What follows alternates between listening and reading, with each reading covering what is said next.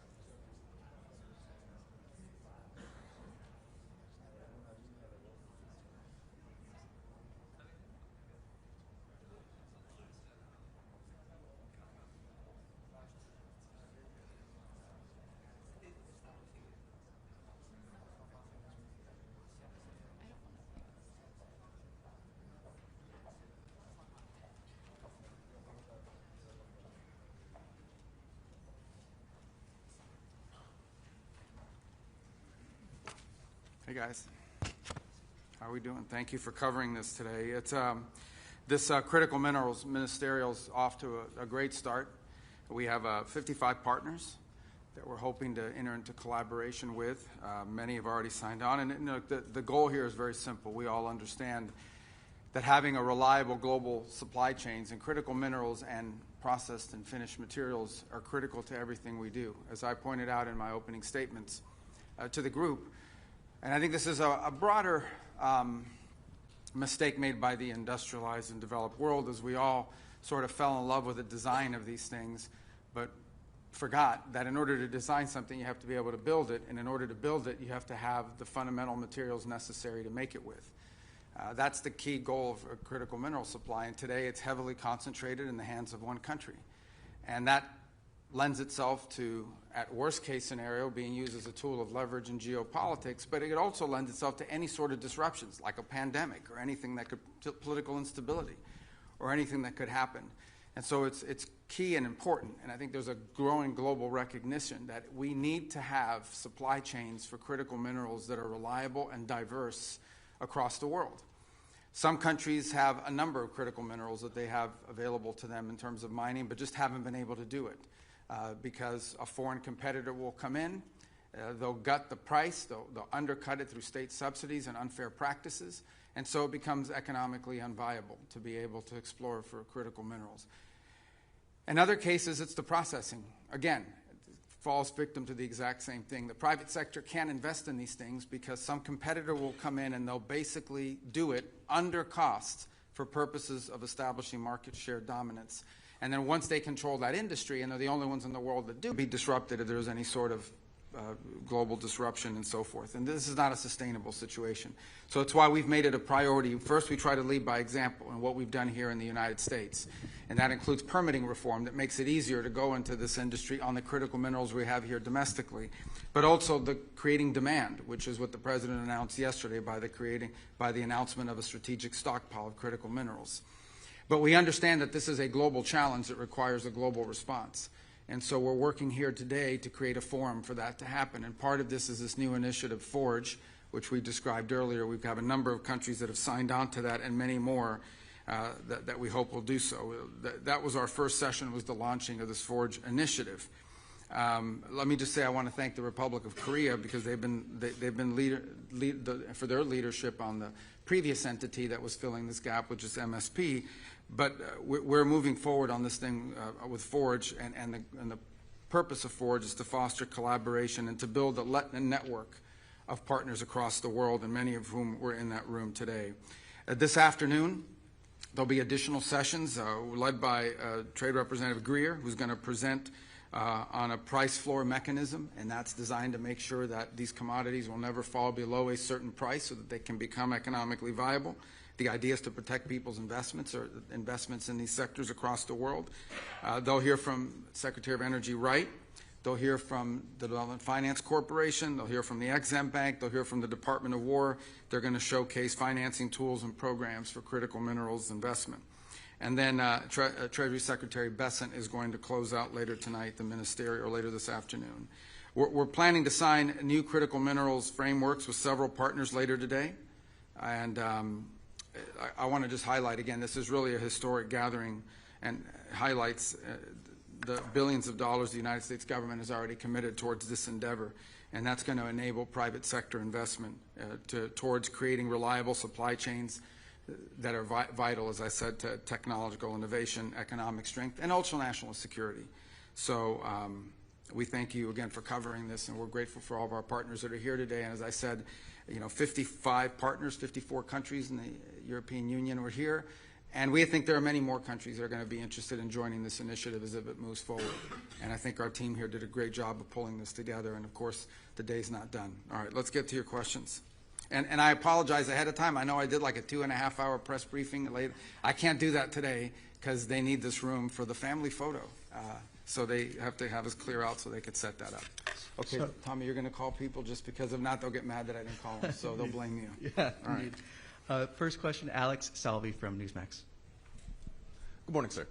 The United States has a vested interest now in the critical minerals inside of Ukraine following last year's agreement. We know that the United States this week is monitoring and hosting, of course, trilateral talks between Kyiv and Moscow. And while there does seem to be a framework, at least when it comes to security guarantees, when it comes to any territorial disputes, there does not seem to be much movement one way or the other.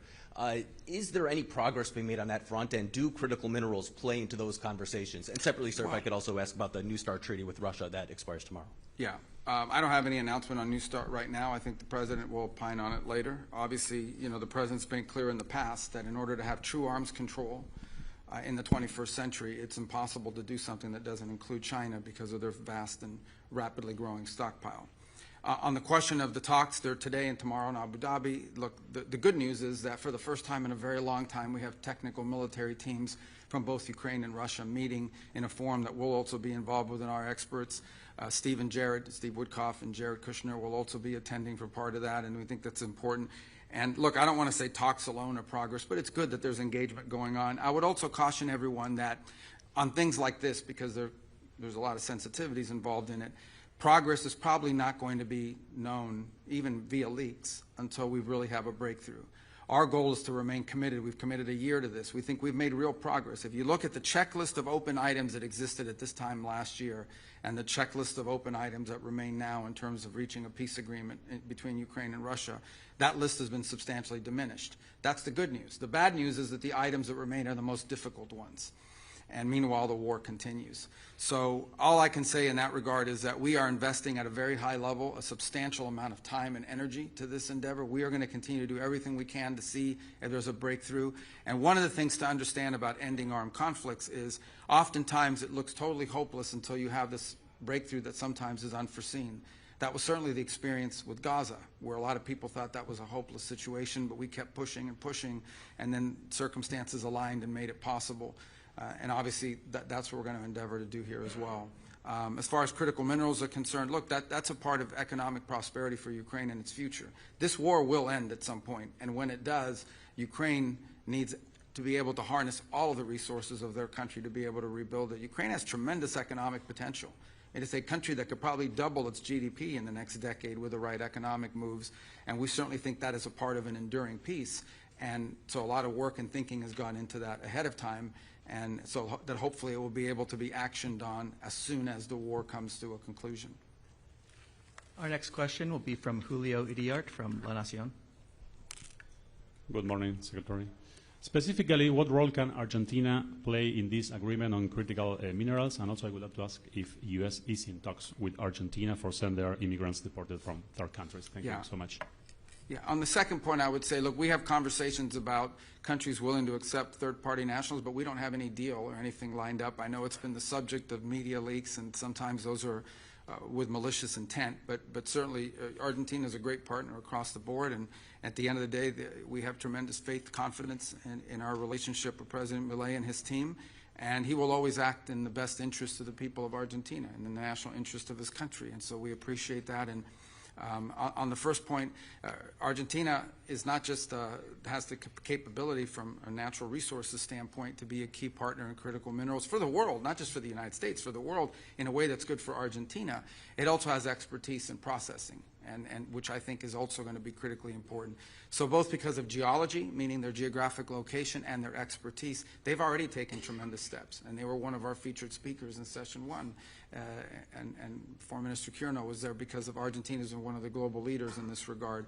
So both because of the resources available and because of the ability to invest and the expertise they have in the processing, I think Argentina is going to be a key partner for the world, not just for the United States, and certainly being located in the Western Hemisphere is of strategic value both to Argentina but obviously to the United States as well. Our next question will be from Elizabeth Hagedorn from Al Monitor. Secretary Rubio, can you confirm the format and location of Friday's talks with Iran and clarify, given that Iran refuses to negotiate its missile program and insists on a right to enrich uranium, is the U.S. open to a compromise if that means reaching a deal to avoid military action? And separately, if I may, how exactly do these negotiations advance President Trump's repeated pledges to help the Iranian protesters, many of whom are likely to see these nuclear talks as legitimizing the very government that violently massacred its own people? Well, let me first say just on the logistics.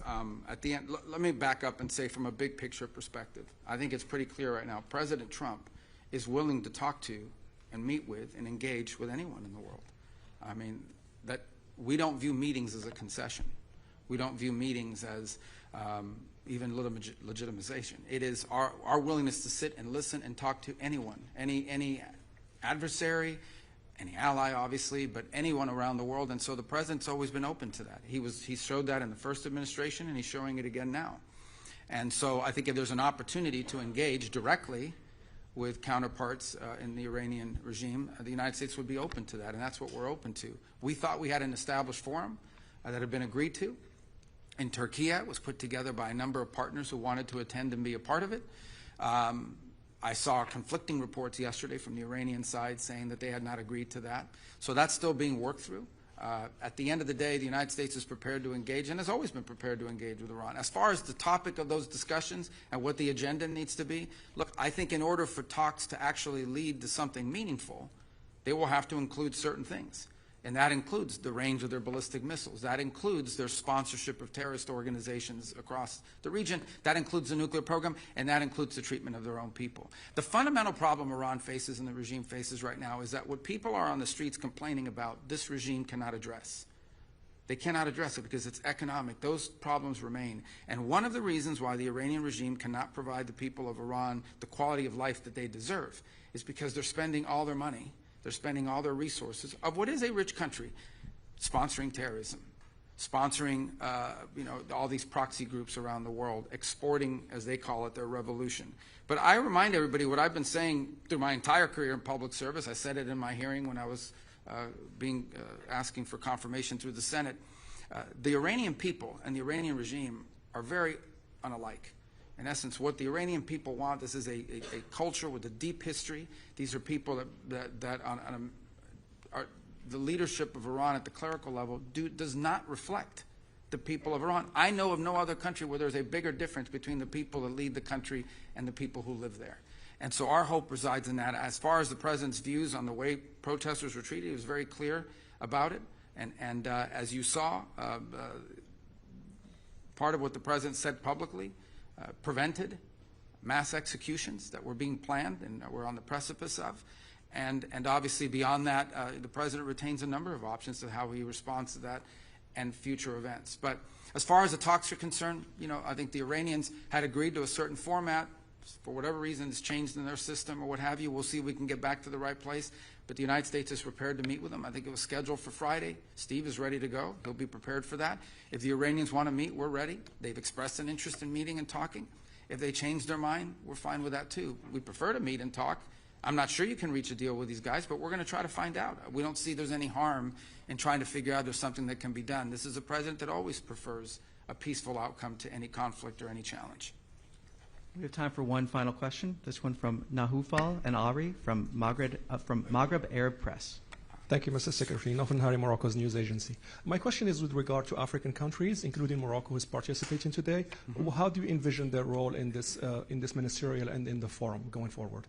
Well, again, it's the same. First of all, this, as I've highlighted before, this is an American initiative to bring people together. We want to serve as the convener, but this is a global challenge. There is not a country in the world that doesn't face this challenge of critical mineral supply chains, just from the perspective of trying to grow economically. Okay? Everybody wants to be an AI.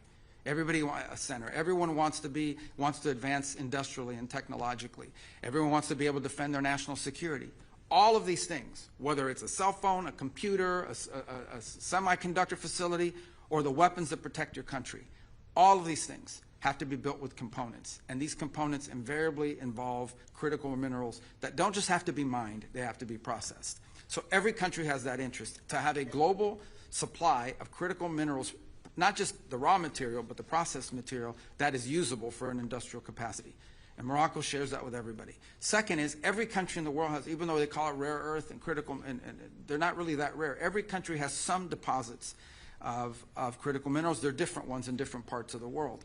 And so I think Morocco, like any country in the world, would want to be able to use those natural resources in an environmentally responsible way to develop its own economy. And not just the mining, but potentially moving to the processing as well. And so what you look at is, if every country in the world has strategic advantages in terms of what it can mine and when it can process, you want to create a network of countries, as many as possible across the world, where we have a reliable supply of critical minerals. This is critical for Morocco, and they can play a very key role because they do have critical mineral supplies that they can be mining, and that creates economic development. But I also think they have a vested interest, like every country I think does, in having a reliable and diverse supply across the world of processed and finished and refined materials that can be used for economic advancement in a cost-effective way.